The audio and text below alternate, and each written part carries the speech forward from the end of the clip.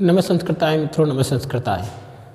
आज हम अपनी नई क्लास में जो शब्द रूप लेके आ रहे हैं वो शब्द रूप होंगे इकारांत।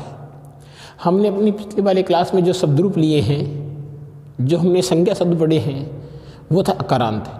अब संज्ञा शब्द क्या होते हैं, इनकी परिभाषा हमने पिछली क्लास में दी थी कि वे कोई भी नाम हो, चाहे वो के व्यक्ति का नाम हो, चाहे स्थान का नाम हो, चाहे वस्तु का नाम हो, जाति का नाम हो, अर्थात हम कह सकते हैं कि कोई भी नाम हो वो संज्ञा कहलाता है। अब इसमें हम ये नहीं बताएंगे कि व्यक्ति का नाम है, एक वस्तु का नाम है, एक जाति का नाम है, चाहे नाम कोई भी हो वो संज्ञा कहलाता है।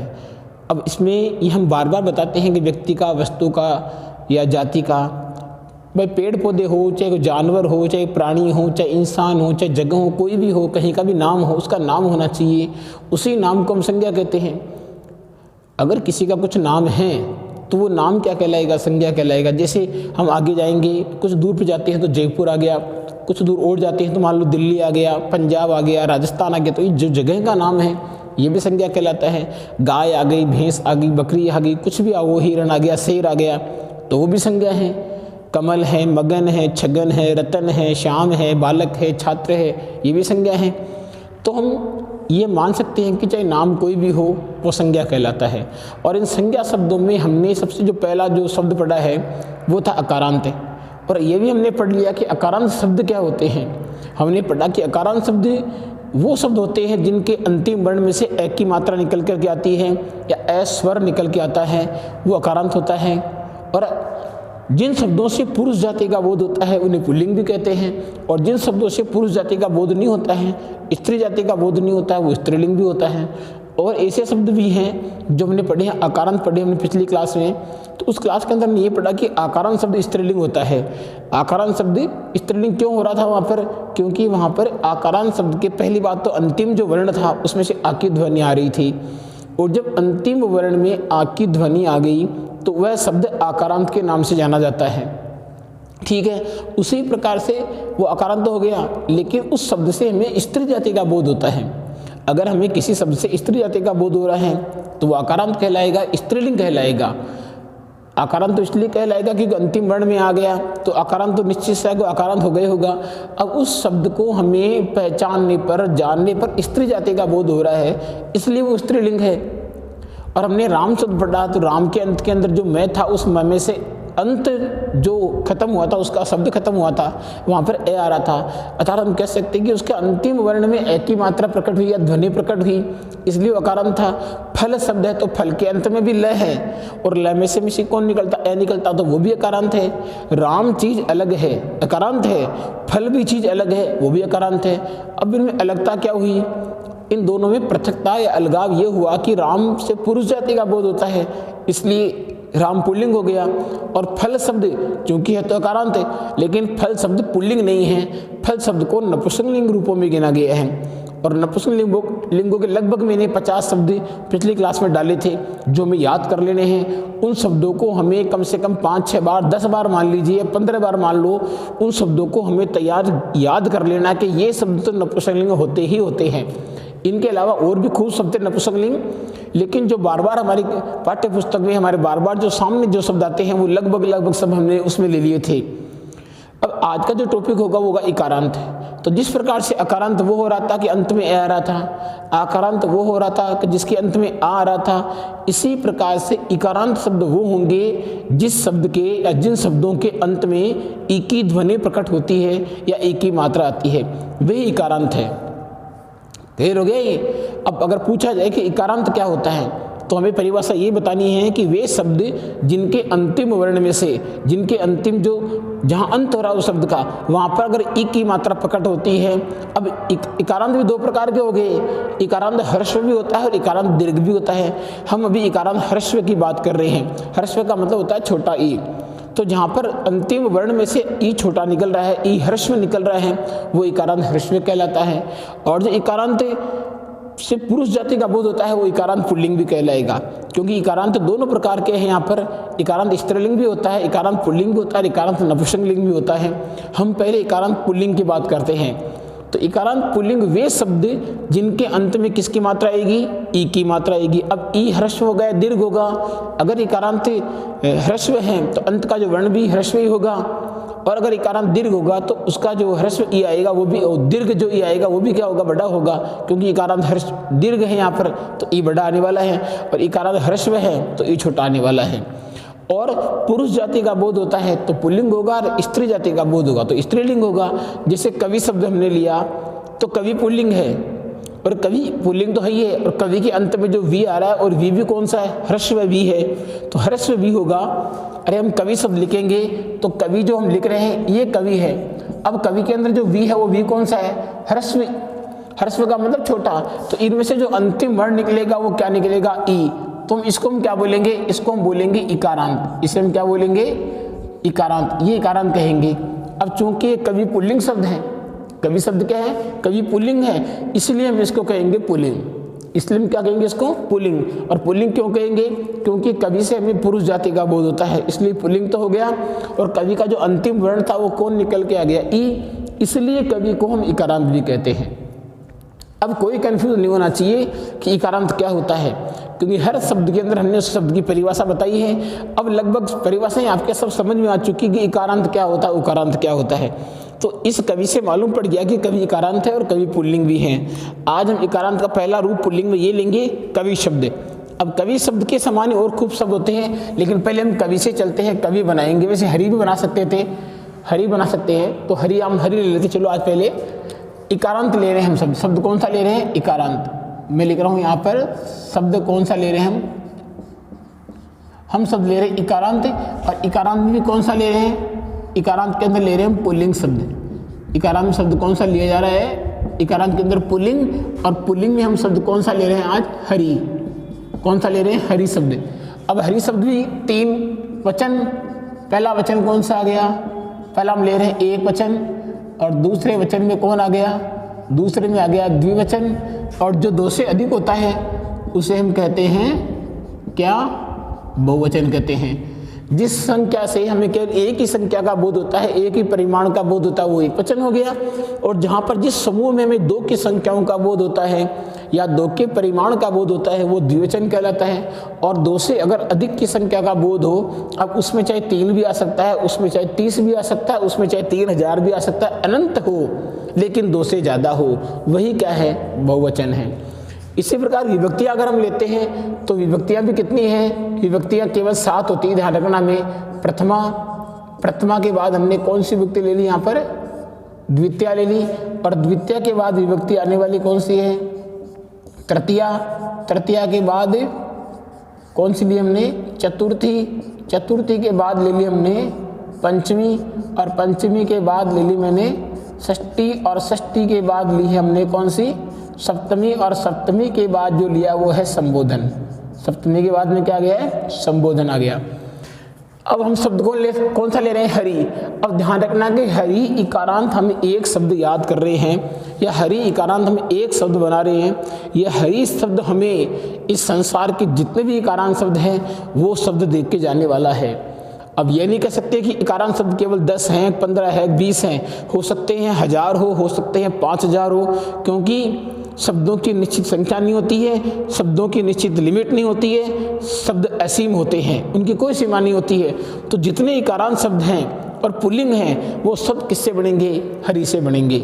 क्लियर है, इसलिए ध्यान रखना है हरि शब्द हमें बनाना आना चाहिए, इसको हमें याद नहीं करना है, बनाना आना चाहिए। बनाना भी आना चाहिए कि हरि से हम कवि बनाते हैं, कवि कैसे बनाएंगे, या हरि से हम रवि बना रहे हैं हरि से, तो रवि कैसे बनाएंगे। हरि के और भी खूब सारे शब्द हैं जो हमारे सामने आएंगे। तो पहला हम बना रहे हैं हरि। अब हरि शब्द बनाएंगे तो हरि का एक वचन देख लीजिए क्या लिया हमने, हरि लिया है, छोटा है, छोटा ही है, विसर्ग लगाया है। याद करने का तरीका यही होगा, हरि की दूसरी विभक्ति अगर हम लेते हैं तो क्या आएगा, हरिम। हरि की अगर हम द्वितीय विभक्ति लेते हैं तो क्या आएगा, हरिम। हरि में तीसरी ले लो। अब चूंकि हमें ये भी मालूम होना चाहिए कि हरि में र आ रहा है, इसलिए न के स्थान पर क्या हो रहा है, णा। हरि की चतुर्थी विभक्ति में देखो क्या आ रहा है, हरि।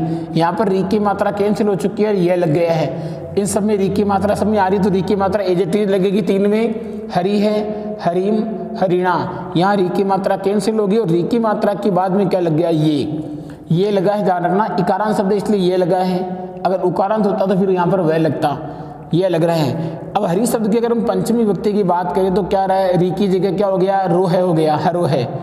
षष्ठी में बिल्कुल सेम यही प्रक्रिया चलेगी, क्या होगा, हरो है। और सप्तमी में मात्रा हो जाएगी डबल, हरऊ। और संबोधन में आएगा हे हरे, संबोधन में क्या आएगा, हे हरे। अब देखिए आप, हरि है, हरिम, हरिणा, हरिये, हरो है, हरो है, हरऊ, हे हरे। ये हरि शब्द के पूरे एक वचन है। इसी प्रकार अगर हम कवि शब्द के बनाना चाहें तो कवि से यहाँ क्या बनेगा, कवि है बनेगा, मात्रा छोटी है, ध्यान रखना।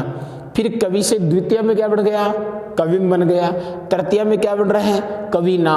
यहाँ पर ना नहीं रहेगा, न बनेगा, कवि ना रहेगा, क्योंकि कवि के अंदर र न तो रह रहा है, न षटकोण वाला से आ रहा है, तो हरिणा हो गया। यहाँ पर कवि में बन गया कै वह, यहाँ री की जगह वह हो गया था और ये बन गया कवये, ये बन गया कवो है, मात्रा सिंगल है, विसर्ग है, कवो है, मात्रा सिंगल और विसर्ग, यहाँ मात्रा डबल हो गई, लेकिन विसर्ग नहीं, ध्यान रखना हमें, कवऊ। और ये हो गया हे कवे, यहाँ विसर्ग नहीं है, हे कवे। ये कवि शब्द के पूरे एक, कवि शब्द के पूरे एक वचन, कवि शब्द के पूरे एक वचन हरि से बढ़ेंगे। जितने भी कारण शब्द हैं, जितने भी कारण शब्द हैं जो पुल्लिंग में आने वाले हैं, जितने भी कारण शब्द है जो पुल्लिंग में आने वाले हैं वो इसी हरि के समान बनेंगे, अगर हर्षव है तो, अगर हर्षव है तो। अब इनकी एक खास बात और बता दूं कि हरि शब्द जो इकारांत हम हर्षव ले रहे हैं, इसके अंदर 5 जगह हमेशा बड़ी मात्राएं आती है। 5 जगह जो ई आएगा वो क्या आएगा, दीर्घ आएगा। इसी प्रकार उकारांत शब्द हम याद करते हैं, हर्षव उकारांत, तो वहाँ पर भी 5 जगह जो उ आएगा, जो उ की मात्रा आएगी वो दीर्घ वाली आएगी। हमें ये ध्यान रखना है कि 5 जगह कहाँ कहाँ पर दीर्घ आता है।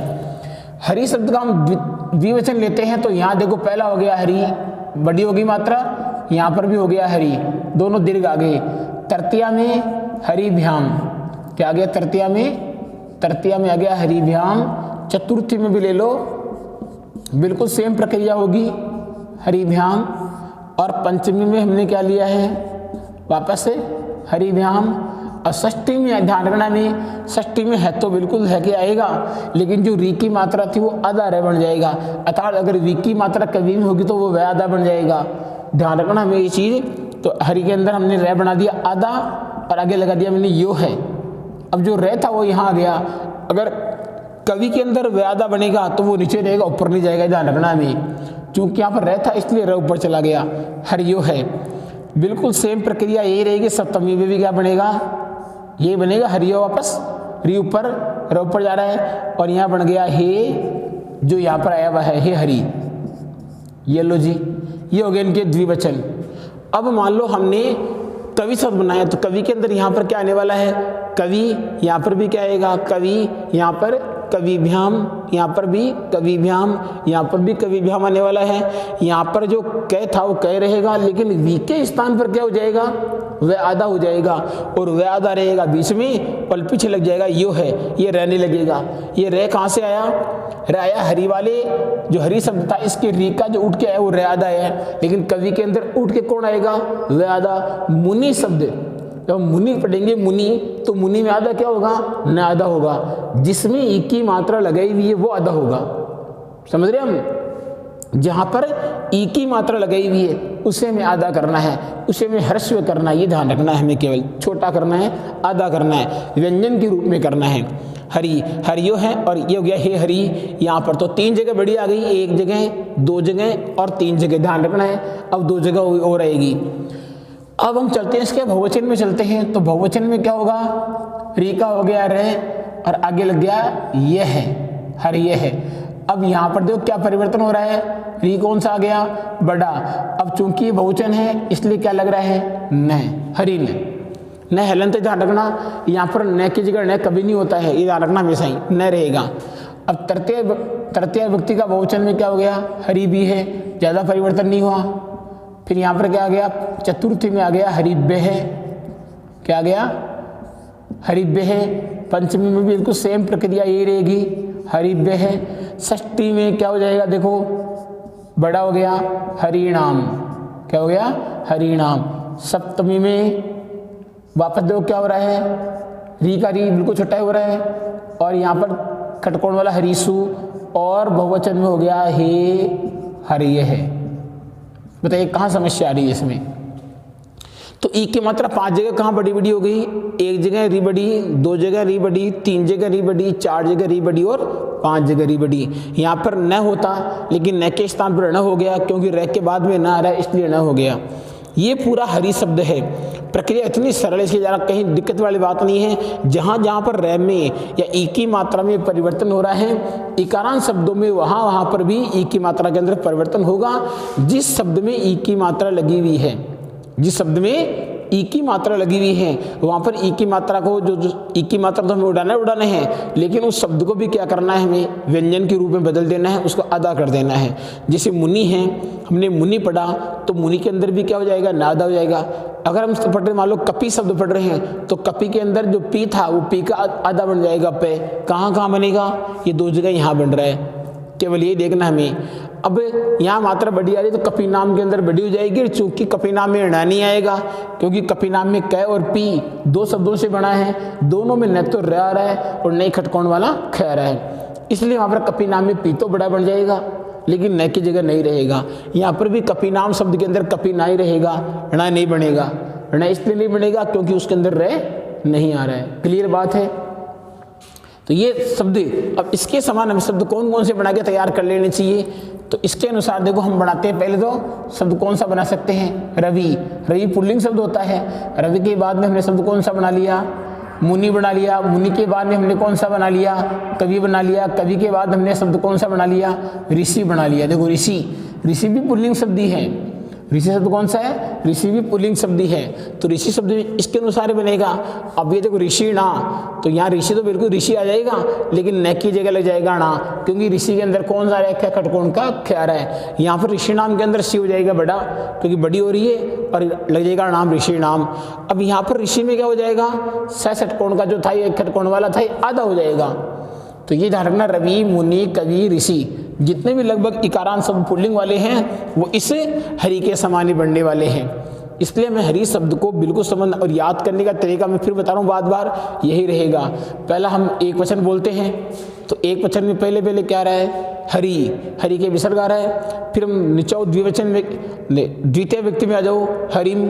तृतीया में क्या बन रहा है? हरिणा। चतुर्थी में क्या बन रहा है? हरिये। चतुर्थी में क्या बन रहा है? हरिये। पंचमी में क्या बन रहा है? हरो है। षष्ठी में भी हरो है। सप्तमी में हरऊ, और संबोधन बनेगा हे हरि। अब इन शब्दों को संबोधन से उठाओ वापस, संबोधन से बोला। अगर हम संबोधन लेते हैं, संबोधन में क्या बनेगा? हे हरे। क्या बनेगा? हे हरे। सप्तमी में आ जाओ, हरो बनेगा। षष्ठी में आ जाओ, क्या बन रहा है? हरो है। षष्ठी में क्या बन रहा है? हरो है। पंचमी में हरो है। चतुर्थी में हरिये। तृतीया में हरिणा। द्वितीया में हरिम, और प्रथमा में हरि है। अगर हम बहुवचन के लें तो बहुवचन की लाइन बोले हम पहले, तो बहुवचन में पहले आप बोलो, प्रथमा बोलो हरिये है। द्वितीय व्यक्ति में हरीन, री बड़ा यहाँ पर, हरीन। तृतीया में हरि भी है। चतुर्थी हरिव्य है। पंचमी हरिव्य है। षष्ठी हरिणाम, री बड़ा यहाँ पर, और सप्तमी में हरिसु, और संबोधन में हो गया हे हरिये। अब इसको संबोधन से वापस उठाओ, तो संबोधन में क्या आ गया? हे हरिये है। सप्तमी में आ जाओ हरिसु, यहाँ पर री छोटी है। फिर आ जाओ षष्ठी में आ जाओ हरिणाम, री बड़ी आ गई, नाम आ गया। फिर हम पंचमी में आ जाएंगे तो हरिव्य है। चतुर्थी में हरिव्य है, दोनों जगह री छोटा है। तृतीय में आ जाओ हरि भी है, री छोटा है, भी छोटा है, विसर्ग भी है, हरि भी है, ठीक है ना। द्वितीय में आ जाओ हरीन, यहाँ री बड़ा है और न के हलंत भी है, हरीन। आ जाओ प्रथमा में हे हरिये है। तो इतना याद ऐसे करेंगे तब ये याद होने वाली चीज़ है, अन्यथा याद नहीं होगी। हरि शब्द का रूप हमने पढ़ा है, कवि शब्द पढ़ लिया। अब आज हम एक शब्द और लेंगे, वो इकारांत लेंगे, वो लेंगे स्त्रीलिंग। तो ये हरि शब्द तो हो गया, ये तो हम देख लेंगे। और इसके समान ये 4 शब्द मैंने दे दिए हैं उदाहरण के लिए। और भी कोई शब्द अगर आपके सामने आते हैं तो आप बना सकते हैं इनसे, लेकिन ऐसे बनेंगे पूरे शब्द ये, लेकिन पुल्लिंग होनी चाहिए। अब ये नहीं मती इनके समान नहीं बनेगा, नदी इनके समान नहीं बनेगा, इनके समान पुल्लिंग शब्द बनेंगे। और पुल्लिंग भी वो बनेंगे जो इकारांत होंगे। इकारांत भी कौन से होंगे? ह्रस्व वाले होंगे। क्लियर है? ये आपके हरि शब्द। अब मैं ले रहा हूँ स्त्रीलिंग शब्द। अब ये तो मालूम पड़ गया कि इकारांत किसे कहते हैं, ये तो हमें मालूम पड़ गया, ठीक है ना। अब इकारांत वो शब्द होगी जिनके अंत में ई की मात्रा आती है। अब रही बात स्त्रीलिंग, अब किसकी बात रही? स्त्रीलिंग की। अब स्त्रीलिंग कौन से कहलाएंगे? जिनसे हमें किसका बोध होता है? स्त्री जाति का बोध होता है, उन्हें क्या कहेंगे हम? स्त्रीलिंग शब्द कहेंगे। उन्हें हम क्या कहेंगे? स्त्रीलिंग शब्द कहेंगे। तो स्त्रीलिंग शब्दों के जैसे मान लीजिए कौन आ गई? मति, और मति का मतलब होता है बुद्धि, और चूंकि बुद्धि में भी इकारांत ही है, चाहे बुद्धि भी ले सकते हैं, शक्ति ले सकते हैं, गति ले सकते हैं, विधि ले सकते हैं, नीति ले सकते हैं, रीति ले सकते हैं। तो ऐसे शब्द भूमि, भूमि के अंदर मी की मात्रा छोटी आती है तो भूमि भी ले सकते हैं। तो ऐसे इकारांत शब्द हो गए जिनके अंत में किसकी मात्रा आएगी? ई की, और किसका बोध होता है? स्त्री जाति का। उन्हें हम कहेंगे इकारांत स्त्रीलिंग। क्या कहेंगे? इकारांत स्त्रीलिंग। और इकारांत स्त्रीलिंग में जो आज यहाँ लेने वाला हूँ, मैं लेता हूँ पहले मति। क्या ले लेता हूँ? फिर मैं मति शब्द ले लेता हूँ। इसमें थोड़ा फर्क होगा, पुल्लिंग में और स्त्रीलिंग में अंतर जरूर होता है। अब ये नहीं हरि भी तो स्त्रीलिंग ही था और इकारांत हर्षव था, मति भी तो स्त्रीलिंग ही है और इकारांत ही है, लेकिन स्त्रीलिंग और पुल्लिंग दोनों जब लिंग अलग अलग हैं तो इनके रूपों के अंदर भी कहीं ना कहीं पर कुछ परिवर्तन होगा। सब जगह तो नहीं कह सकते, लेकिन कुछ स्थान पर, एकाध स्थान पर परिवर्तन होगा। वो परिवर्तन कहाँ कहाँ होता है ये हमें दिमाग में रखना है। और वो फिर बता रहा हूँ मैं, एक मति शब्द आपको पूरे स्त्रीलिंग शब्द दे के जाने वाला है। जब इतने स्त्रीलिंग शब्द संसार में हैं तो हमें एक मति शब्द याद करने में दिक्कत कहाँ हो रही है? क्योंकि मति शब्द को अगर हमने याद कर लिया, मति शब्द को अगर मैं जान लिया तो कितने शब्दों को जान पाएंगे ये हमें खुद को पता नहीं है। जितने इकारांत शब्द होंगे पूरे ऐसे बनेंगे। अरे मति हमने बना लिया, फिर हम किसी को पूछेंगे क्या गति ऐसे बनेगा? पर जब मति स्त्रीलिंग है, ह्रस्व है, मति बन रहा है, तो गति भी तो वही चीज़ है। गति भी तो स्त्रीलिंग है, और गति भी क्या है? इकारांत है, और स्त्रीलिंग है, और ह्रस्व भी है मति शब्द। अब इसमें विशेष देखने कुछ स्थानों पर डबल डबल प्रक्रिया होगी, तो वो मैं देखते रहना साथ के साथ ही। सेम मति शब्द की प्रक्रिया क्या होगी? मति शब्द का जो प्रथमा है वो बनेगा मति है। मति शब्द की द्वितीय विभक्ति में क्या बन रहा है? मतिम। जो ज़्यादा परिवर्तन नहीं हो रहा अभी तक तो कुछ इसमें, मतिम। मति शब्द की जो तृतीय आएगी वो क्या आ रहा है? मत्या। क्या आ रहा है? मत्या। यहाँ पर बिल्कुल सेम। यहाँ पर हरि में क्या था? हरिणा। कवि में था कवीना, और मति में क्या हो गया? मत्या है। तयादा हो गया, और तादे के बाद में कौन आ गया? या। कहीं आपको वर्ण दीजिए, धारणा ही तय केवल आदा है। अब यहाँ पर डबल डबल स्टार होते हैं, यहाँ पर डबल प्रक्रिया आती है। एक तो होता है चतुर्थी में क्या होता है? देखो मतेई, और एक चतुर्थी में होता है मतय है। हमें दोनों साथ लेके चलना है, क्योंकि हो सकता है बुक में हम ये पढ़ लें और किताब में केवल ये आ जाए, इसलिए दोनों शब्दों के साथ लेके चलना है हमें। कई बार विभक्ति प्रयोग के अंदर हम एक एक याद को कर रहे हैं और पेपर के अंदर ये लिखा जाए कि इसमें कौन सी विभक्ति है, तो हम जान ही नहीं पाएंगे, और साफ साफ यही होगा कि हमें पढ़ाया नहीं गया। हमें दोनों शब्दों को साथ लेके चलना है। मतई और मतई दोनों चतुर्थी हैं, दोनों एक वचन है, दोनों स्त्रीलिंग है, दोनों मति शब्द के रूप भी हैं। चतुर्थी के बाद में हम चलते हैं पंचमी विभक्ति में। पंचमी के अंदर पहले होता है देखो क्या? मत्याह हो गया, ठीक है, और पंचमी में यहाँ पर हो गया मते है। यहाँ पर क्या हुआ है? मते हो गया। षष्ठी के अंदर बिल्कुल सेम प्रक्रिया यही होगी, यह होगा मत्या है, और यहाँ लेंगे हम क्या? मते है लेते हैं, ठीक है ना। और सप्तमी अगर हम चलते हैं तो सप्तमी में यहाँ लेंगे मत्याम व हलंत है, और हम यहाँ लेते हैं क्या? डबल मात्रा होगी मतऊ, ठीक है। और संबोधन में आ जाओ, हे मते। क्या होगा? हे मते। ये मति शब्द है। अब दोबारा देख लो आराम से। मति है, कोई दिक्कत नहीं है। मतिम, मति का ती है, विसर्ग लगा है, मति का ती है, मैं लगा है। यहाँ पर जो ती था वो क्या हो गया? आधा। जब हम गति याद करेंगे तो गति में तय आधा हो जाएगा, नीति याद करेंगे तो नीति में तय आधा हो जाएगा, प्रकृति शब्द याद करेंगे तो प्रकृति में भी ती आधा हो जाएगा, विधि शब्द याद करेंगे तो विधि में धाधा हो जाएगा, नीति शब्द याद करेंगे तो नीति में दादा हो जाएगा, और बुद्धि शब्द याद करेंगे तो बुद्धि में आधा कौन होगा? ध आधा हो जाएगा, क्योंकि बुद्धि का जो अंतिम जो ई की मात्रा लगी हुई है वो ध में लगी हुई है, तो ध से जो धनुष वाला है वो आधा हो जाएगा, क्योंकि जो द था उसके पहले वो तो ऑलरेडी पहले से आधा ही है। इसी प्रकार यहाँ लग गया मत ये है, और गति में लग गया गति ये है, नीति में लग गया नीति है, और प्रकृति में लग गया प्रकृत ये है, बुद्धि में लग गया बुद्ध ये है, ठीक है। शक्ति में लग गया शक्त ये है। यहाँ हो गया मत्या है और मत्या है, प्रकृत्या है प्रकृत्या है, शक्त्या है शक्त्या है, बुद्ध्या है बुद्ध्या है, भूम्या है भूम्या है, भूमे है भूमे है, यहाँ भूमे है भूमे है, भूम्याम, और भूमऊ, हे भूमे, भूमि शब्द स्त्रीलिंग है। वहाँ जो रोल होगा वो मी के अंदर, जितना परिवर्तन होने वाला वो मी के अंदर होने वाला है, क्योंकि ई की मात्रा मी में लगी हुई है। ये शब्द पूरे, एक ही शब्द पूरे, यहाँ डबल नहीं चलेगा कुछ भी। और बिल्कुल सही, यहाँ पर भी 5 मात्राएं बड़ी होने वाली, ध्यान रखना, मती, और यहाँ पर भी क्या हो गया, मती, दोनों मात्रा डबल बड़ी बड़ी हो गई। वो चीज़ फिर चल रही है मतिभ्याम, इसमें ज़्यादा दिक्कत नहीं होती है, क्योंकि लगभग शब्दों में ये समान रूप से चलता है, मतिभ्याम। फिर हमने यहाँ पर भी क्या ले लिया, हमने लिया यहाँ पर मतिभ्याम, और लगातार हम चलते हुए चले गए, यहाँ पर भी मतिभ्याम, बिल्कुल सेम पोजीशन आएगी।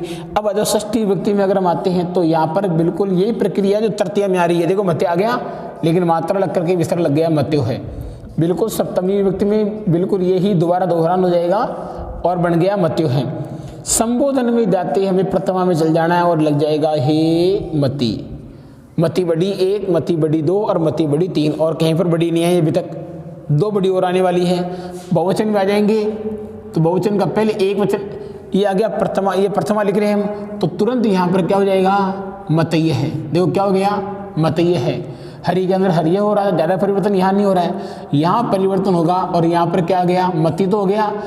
पुल्लिंग में यहाँ पर नए हलंत आ रहा था, ध्यान रखना विशेष, कई बार लड़के यहाँ पर भी नए लगा देते हैं। न तो पुल्लिंग में आ रहा है, स्त्रीलिंग में क्या आएगा, यहाँ पर विसर्ग आ रहा है। तृतीया में लिखो, तृतीया में क्या आ रहा है, मति भी है, यहाँ परिवर्तन नहीं हो रहा ज़्यादा, यहाँ पे परिवर्तन नहीं हो रहा है, मति बे है, बिल्कुल कवि की तरह चल रहा है यहाँ पर तो लगभग। और ये भी क्या हो गया, मति बे है, यहाँ पर भी ज़्यादा परिवर्तन नहीं हो रहा। और फिर प्रक्रिया ये आ गई कि यहाँ पर ती की मात्रा क्या हो जाएगी, बड़ी, जो कवि के अंदर भी हो रही थी, लेकिन यहाँ पर कवि के अंदर, मति के अंदर यहाँ परिवर्तन हो गया है। मति नाम, यहाँ पर बिल्कुल वही प्रक्रिया होगी, मति सु, ये आ रहा है, सही ध्यान रखना। कहीं आप स्लेट वाला जो दंती से लतुलशा नाम दंती वाला सहमत लिख देना यहाँ पर। और यहाँ पर आ गया हे मति है, जो प्रथमा में है। बताओ कहाँ दिक्कत हो रही है इसमें, कहीं भी कोई दिक्कत की बात कहीं नहीं आ रही है। इतना सरल शब्द रूप है, याद किया जाएगा तो याद आराम से हो सकता है। याद करना अगर हम चाहेंगे ही नहीं, हम बुक खोल के, पुस्तक खोल के, किताब खोल के देखना नहीं चाहेंगे तो याद होने की प्रक्रिया असंभव है। और जब याद होने की प्रक्रिया असंभव होती, याद ही नहीं होता है, और फिर क्लास के अंदर जब बड़ी चीज़ पढ़ाई जाती है तो वो बिल्कुल भी समझ में नहीं आती, और वहीं पर एक ही काम होता है कि ये चीज़ मेरे समझ में नहीं आ रही है। अब वहाँ पर चीज़ समझ में नहीं आ रही है, वहाँ पर पढ़ाने वाली गलती तुरंत ढूंढ ली जाती है कि जो सर पढ़ा रहे हैं, जो गुरुजी पढ़ा रहे हैं, उनका पढ़ाया हुआ समझ में नहीं आ रहा है। समझ में आएगा कहाँ से, उसने मति शब्द आज तक याद नहीं किया। क्योंकि जब क्लास के अंदर पढ़ाया, कोई चीज़ को पढ़ाते हैं तो 0 लेवल से लेके पढ़ाते हैं कि बाद में ये 6 के अंदर 7th में शब्द रूप पढ़ा दिए, तो 8th 9th 10th के शब्द रूप पढ़ाने वाली क्लास नहीं होती है। लेकिन कुछ ऐसे भी होते तत्व जो 7th में 8th में 9th में या तो पढ़ के नहीं आते, या इनको किसी बताया नहीं गया है। अब वो 9th 10th में आके बैठते हैं। 9th 10th में जब हम शब्द, जो लेसन चलता है, पाठ चलता है, उसके अंदर विभक्ति प्रयोग भी आते हैं, कई व्याकरण के टॉपिक ऐसे आते हैं, कई विशेष के टॉपिक आते हैं जहाँ पर विभक्तियाँ निकल के आती है। अब उनको विभक्तियाँ आज तक पढ़ के नहीं आई, उनको विभक्तियाँ समझ में आने वाली बात नहीं है। अब 10th क्लास के बच्चे को राम शब्द क्लास में लिखाना एक असंभव सी बात होती है। असंभव का लिखा ही नहीं जा सकता, क्योंकि इतनी लंबी छोटे उनकी ग्रामर और ऐसे बुक इतनी व्याख्याएं इतने कुछ होते हैं, और पूरा बोर्ड का यहाँ पर प्रेशर भी होता है, तो राम शब्द लिखाना वहाँ पर एक असंभव सी बात है। ये शुरुआती क्लासों में, और अभी आपकी छुट्टियाँ चल रही हैं इसलिए लिखाए जा रहे हैं, ताकि आप छुट्टियों में आराम से इनको याद करने का आप एंजॉय ले सकते हो, मजा ले सकते हो। याद करना भी है। ये मति शब्द, मति शब्द से शब्द कौन कौन से बन सकते हैं, ये मैं 3 4 5 यहाँ लिख देता हूँ। मति शब्द से अगर हम लेते हैं तो मैंने लिख दिया, मति से बन सकता है नीति शब्द, नीति बन सकता है, प्रकृति शब्द बन सकता है, थोड़ा सा हार्ड लिखता हूँ मैं, प्रकृति बना सकते हो। प्रकृति के बाद शब्द कौन सा, देखो भूमि बना सकते हो, भूमि के बाद शब्द कौन सा आ गया, गति। ये लगभग शब्दों के प्रकृति, गति, नीति शब्द बना सकते हो। नीति शब्द ले सकते हैं, इसमें कौन सा शब्द है, नीति शब्द ले सकते हैं, रीति शब्द ले सकते हैं। इस प्रकार जितने भी जो शब्द होंगे जिनके अंत में ई की मात्रा आ रही है, लेकिन स्त्रीलिंग होगा। ई की मात्रा तो मुनि में भी आ रही है, लेकिन मुनि से ऐसे थोड़ी बनेगा, क्योंकि मुनि से हमें पुरुष जाति का बोध होता है, इसलिए मुनि बनेगा हरि के समान। और भूमि के समय स्त्री जाति का बोध होता है, तो भूमि को कहीं हम कवि की तरह न बना लें, भूमि बनेगा मति के समान। ध्यान रखना है, हम शब्द बना रहे हैं हरि और बना रहे हैं उसको मति की तरह, ये तो बनाने वाली गलती है। या हम शब्द बना रहे हैं, मान लीजिए नीति, और उसको बना रहे हैं फिर हरि की तरह, तो ये नहीं हो सकता है। जो शब्द जहाँ पर रखा गया उसको उसी के अनुसार बनाना चाहिए। अरे अगर कि छोटा बच्चा है, उसको 4 नंबर के जूते आ रहे हैं, 4 नंबर की चप्पल आ रही है, उसको 8 नंबर की बनाने की कोशिश कर रहे हैं, तो वो अशोभनीय है, वो नहीं पहनाई जा सकती है। जो जिसके नाप की चीज़ है, जो जहाँ पर आनी चाहिए वो चीज़ वहीं पर ही आने वाली, यथा स्थान पर आएगी। तो ये हमें शब्द हैं, ये हमने आज इकारांत पढ़ा है, दोनों इकारांत पढ़ लिए, स्त्रीलिंग और पुल्लिंग। इन शब्दों को बार बार ट्राई करना है, याद भी करते रहना है, इनका दोहरान करना है। रफ कॉपी के अंदर मिल के याद करने की प्रक्रिया ये ऊपर से भी होनी चाहिए, वापस इधर से भी होनी चाहिए, और बिना देखे याद करना है, बिना देखे बोलना है। बीच बीच में से ये शब्द हमें आने चाहिए, बिल्कुल सरल तरीके से, जहाँ पर समझाया जाना चाहिए था उसी तरीके से समझाया जा रहा है। याद करना, याद तभी होगा जब याद किया जाएगा। बार बार पढ़ाने से, 10 बार बोर्ड पे अगर कोई शब्द पढ़ा दे या 20 शब्द अगर मैं इकारांत स्त्रीलिंग के आपके बोर्ड पे लिखा दूँ तो आपको नहीं आएगा। वो तभी आएगा जब आप 20 बार याद करोगे। अरे अगर मैं 10 बार यहाँ पर बोर्ड पढ़ दूँ या लगातार 5 घंटे से मैं एक के शब्द पढ़ाऊँ, आपको राम शब्द पढ़ाऊँ, तो 5 घंटे से राम शब्द को पढ़ाने से राम शब्द नहीं आएगा। वो शब्द आपको केवल आधे घंटे, 1 घंटे अगर मन से पढ़ लिया जाए तो आएगा। किसी किताब को, किसी कॉपी को भरने से शिक्षा प्राप्त नहीं होने वाली है। उस शिक्षा का मनन करेंगे, चाहे वो कम समय करें लेकिन अच्छा करें, तो वो हो सकती है। पढ़ाना और पढ़ना अंतर है। पढ़ाने से ज़्यादा चीज़ होता है, पढ़ना भी होना चाहिए। तो रिप्लाई तो वहीं से आएगी जब एक विद्यार्थी खुद पढ़ता है, खुद दोहरान करता है, खुद उस चीज़ का फॉलो करता है जो अध्यापक के द्वारा, जो शिक्षक के द्वारा उसको बताई गई है। अतः आज की क्लास यही समाप्त होती है। हमें ये चीज़ याद करना है, इसका दोहरान करना है। अगली क्लास के अंदर हम फिर मिलेंगे। नमः संस्कृताय मित्रों, नमः संस्कृताय।